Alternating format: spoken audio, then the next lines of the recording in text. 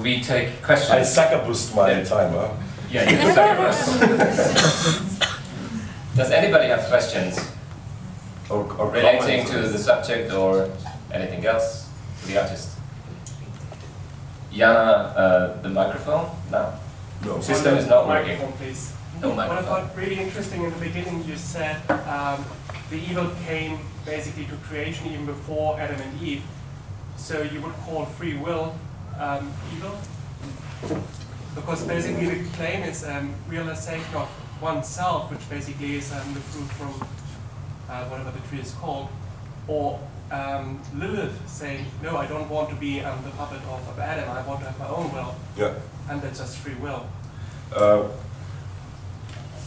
I have sort of a provocative theory, which I can, among you people that are interested in art, I think I can freely deliver. I think that God was actually trying to create a being that was more perfect than himself, because he didn't know certain thing, and that was the knowledge of good and evil. An artist can create something that's perfect without the artist himself being perfect. And I think this was even what God wanted to do.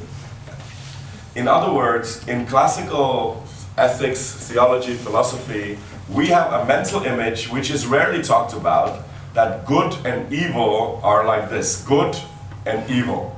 And there is sort of a fictional neutral ground in which good and evil are mirrored. In other words, in absolute value, good and evil are equal except for the minus sign. This has been refuted many times in theology as a Manichaean heresy, but nevertheless, most of us here, including me, have an image that good and evil are in this relationship.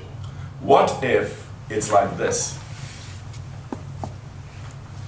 That evil comes from the idea of better, of improvement. That evil and better are sisters. You can see this nicely in the story of Lilith and in the story of Garden of Eden. God repeats how many? 6 times that everything is good. And then comes Adam and Eve, and they say to themselves, is this all there is to reality? Is this it? Is he it? Is she it? Is God it? Is this it? This cannot be. So they taste something better. The tree of knowledge of something, they increase their knowledge, knowledge that they were never supposed to have. They improved their knowledge of good and evil, in this case. You can also read this perfectly in the Greek mythology, where technai, when Prometheus brings technai knowledge, we represent it in art as fire. And that becomes the disturbing factor of the harmony of the garden of peace. You can see this also very well in today's debate in 2013. We are not complaining that we're not having enough to eat, and that we're poor, and that we're cold, and that we're hungry. No, this is not the discourse. The discourse is that it's not getting better and better. This is what tortures us, that we're not growing, that we're not improving. And this I would sing, I think that the biggest enemy of good isn't evil per se, but the biggest enemy of good is the idea, a fictional idea of something better. And the idea of better will always be unreal, and it will always be there. And this is what tortures us, this is what torments us, this is what whips you. So you have a perfect relationship with your partner, and it's good, until something with better knees, or teeth, or ears, or sense of humor enters the picture, and then it's never good anymore. So this to me, to answer your question, of course the story of Garden of Eden is most traditionally interpreted in the dimension of freedoms, which you will hear many interpretations, and I have nothing against them, but I don't think they suffice. It is not a trivial question of human freedom gone astray. It is a question of human beings trying to improve something that already was good. So if I come back to my most favorite story of the book of Job, with which I would also agree that this was the first critique of ideology, because Job wanted to know the reason for his suffering. He wanted to know why In other words, he was asking for the ideology. He never wanted this pain to stop. He just wanted it to explain. Please give me the ideology of pain. Why is this happening? And God exactly doesn't answer him. He gives him very, very strange answer, which, by the way, a scientist would be more ready to answer the monologue of God than a philosopher, than a theologian, a psychologist, or an ethicist. One way how to interpret this is that there is no ideology.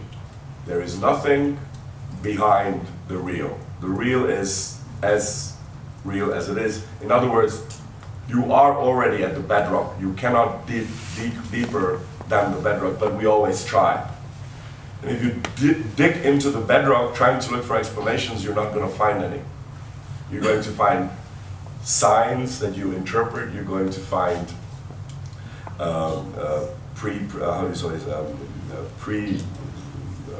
when the black cat walks across the street, superstitions.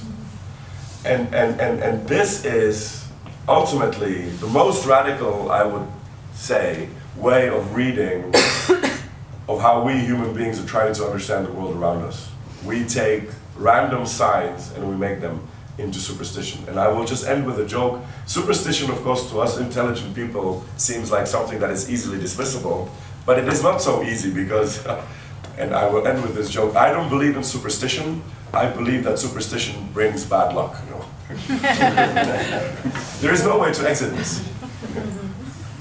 I would like to ask a question to the artist. And, you mentioned briefly that when you draw, that you sort of almost step like out of yourself and sort of it takes over and you just act. When I look at the little paintings in the back, they have immense amounts of detail, many different stories, but these paintings do not allow you to correct anything.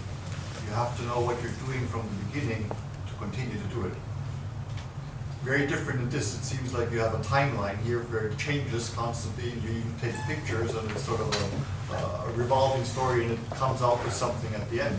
But here, once you start, or at least for me the technique seems that you are not able to change any detail once you start. Yes, this is really special because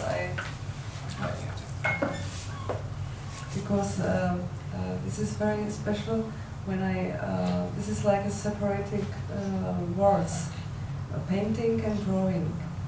And when I draw, it's not sketches, it's only drawings, and they became, it's a really special process, like mediumic.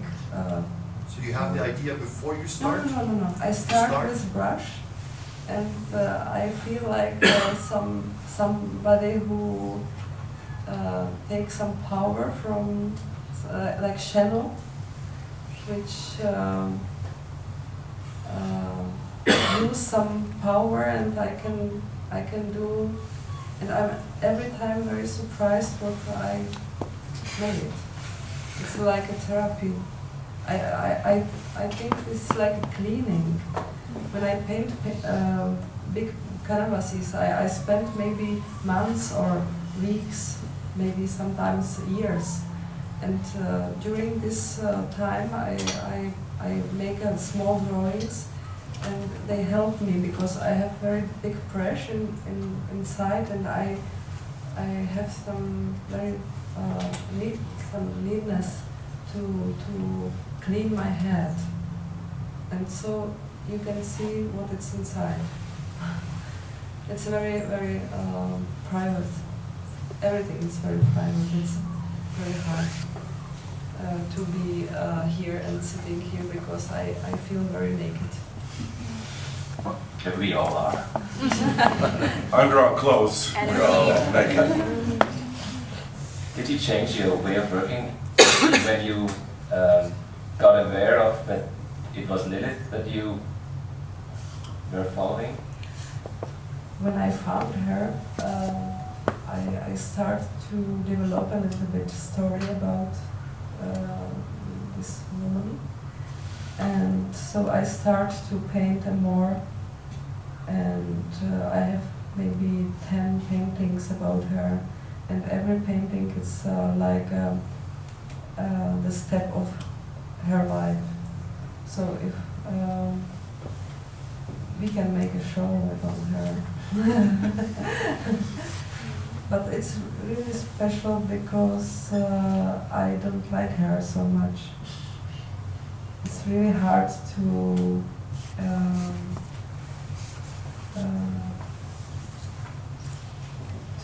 bear some feelings because when I paint something, I live it. I have such an experience that when I paint something, it comes to me, and this is like my destiny or future. Okay. So for you, it's not the independent woman or feministic thoughts that are somehow it's a circulating? little bit like, of course, it's take also because there is a lot of view of her, because she's independent, but also she take a big stone under her head, and I don't know how she survived her life. She's very poor. In this room, Lilith of Thomas and Lilith of the artist, they do not fit together, because you, Thomas, for you it's a symbol of stupidity and also of mankind which is not able to have peace and rest, and for Lilith in these paintings is more a symbol of creativity, not of stupidity, but of the pain also of stupidity, not only of female creativity, but of mankind creativity, and that's totally different. But maybe in the Indian spirituality you have always the two, the destruction and also the construction, and maybe in your discussion you represent the two parts of life. And there is a middle, the God. The lonely God. So the God says, there's you are right that the views are different, but if you scroll through the Midrash, which is the interpretation of the Tanakh, which is the Old Testament, then you get about 30 interpretations of Lilith. Yes. And one is, for example, that she protects children, not eats them or sucks off their life. But this is, what is common and what is not common. I mean, a very simple example for that is that in preparing this talk, I was not, sometimes you are not sure what you are going to do. I had no idea how to bridge this. And I just started stupidly to Google names, and I Googled Veronika. And so, congratulations, in 2012 in Austria, we had 184 children baptized Veronika. I Googled Thomas, 254, and then I Googled Lilith, 3. And this is, for me, this reflects on how people think about a name or what feelings they get toward a person that is maybe an irreal person, but is reflected in the name. Yeah, but I would only say that Lilith is also a positive symbol of pain, of beginning again, and gravity, Schwerkraft, and also Schwangerschaft. It's also double-minded, and for you, Lilith is more, as I said, the idea of stupidity, of the impossibility to be, in a certain way. Stupidity is not that. I wouldn't say stupidity, Yeah. but Irrationality is the yeah, same thing. but irrationality is not stupidity. Yeah. Irrationality is love, for example, is irrational, but it's not stupid. And other areas, I would say that are outside of cognitively being able to give yourselves the reason why I did what I did. This is the Jacques Lacan very famously once said, I know very well, but still, I do it. Whether this is stupidity or not, I'm not sure. I would just call it maybe the human lot.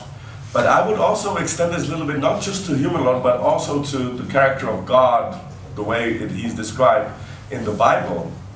And this to me is Lilith, of something being supremely beautiful, seductive, and marvelously creative, at the same time being ugly, demonic, and destructive.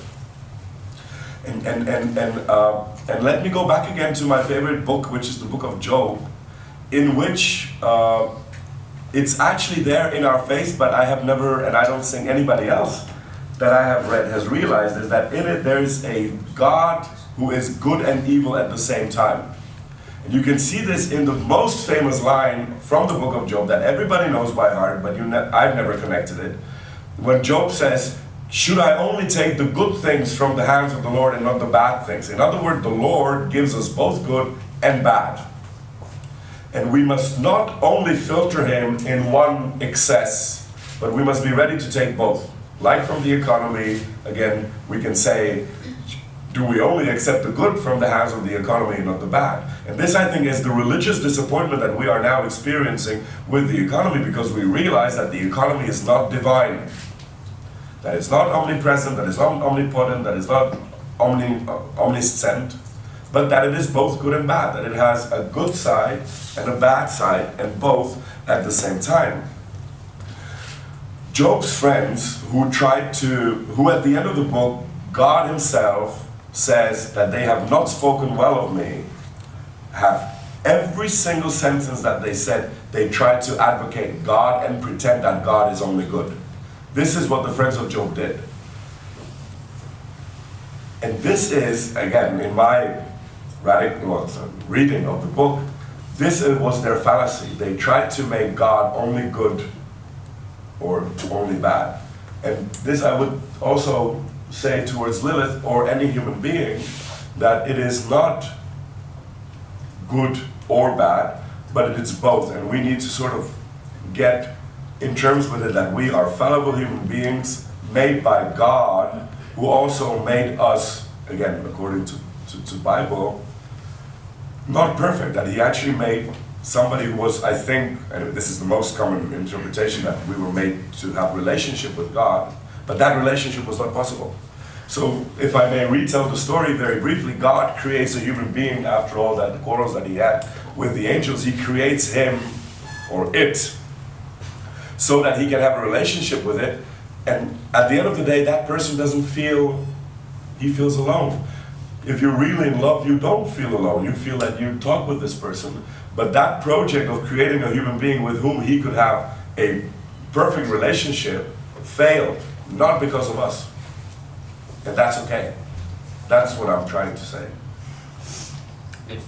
If we could add here this story with these angels, if we say that angels are emanations of the soul, then we see that this is a talk of a person with himself, or herself, or whatever, itself. And we see that this is a kind of a schizophrenic conversation that is The about angels it. are not company for him.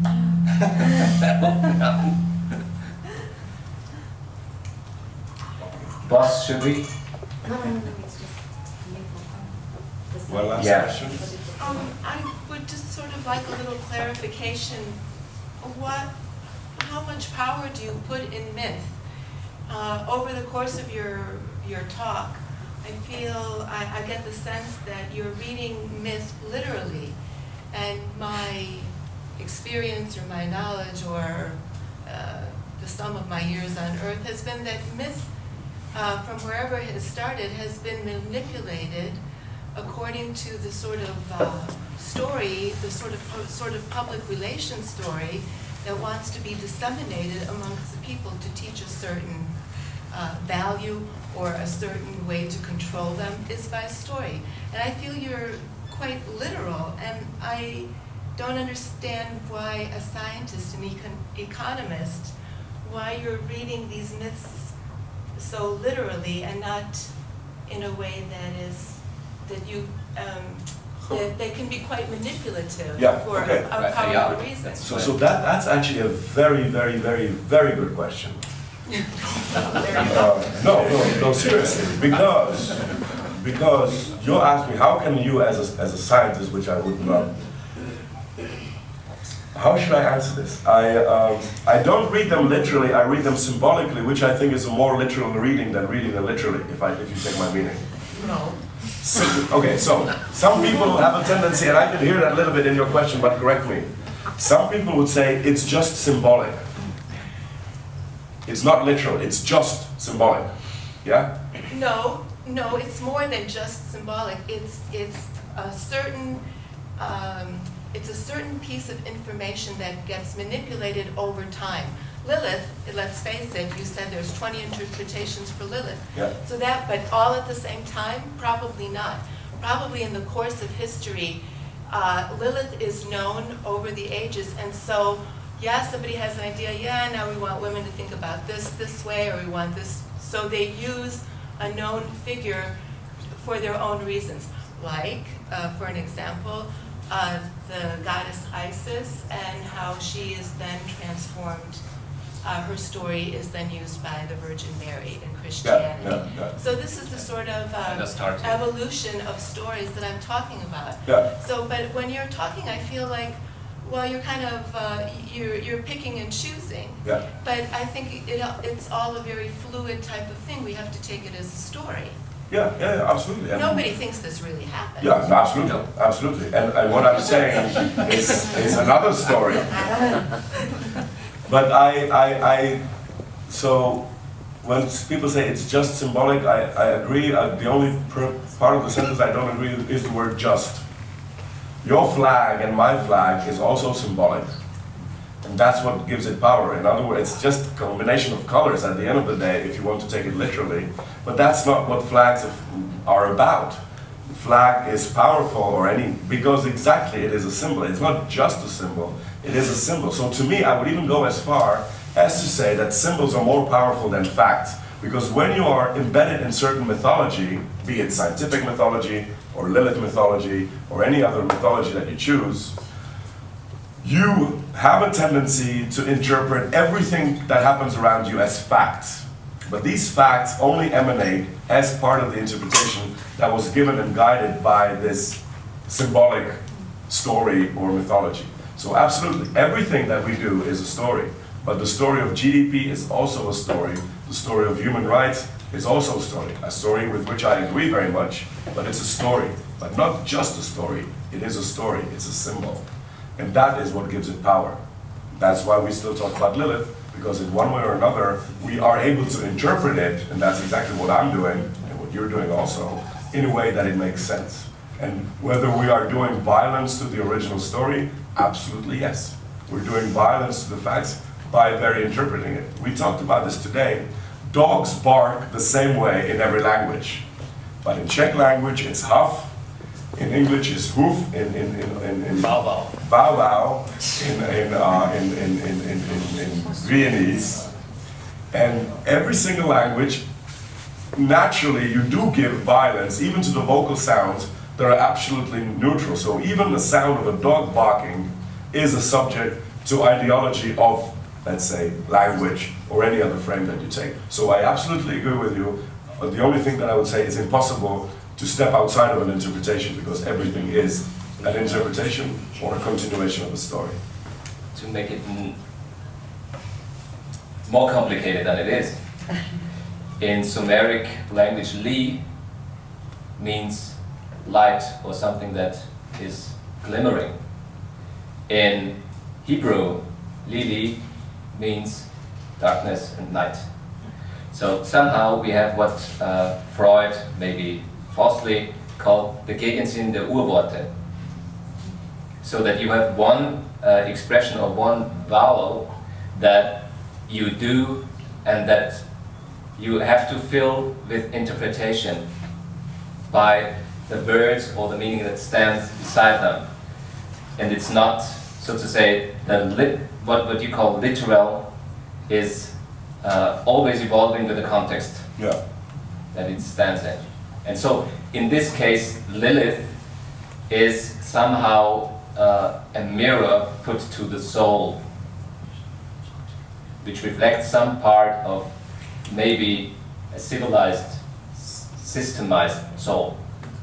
And this is what we do. So there is no such a thing as a clean story. It always will have Yeah, interpretation. it's filth.